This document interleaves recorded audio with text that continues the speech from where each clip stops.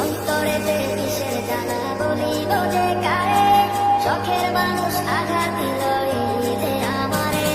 তার ভাবনায় করে থাকি চাঁদের আলোয় বসে, এখন সে যে অন্যের ঘরে থাকে এর সাথে। শখের মানুষ তোর কারণে রয়ে গেলাম একা, আর হবে না দেখা রে বন্ধু, আর হবে না দেখা। শখের মানুষ তোর কারণে রয়ে গেলাম একা, আর হবে না দেখা রে বন্ধু, আর হবে না দেখা।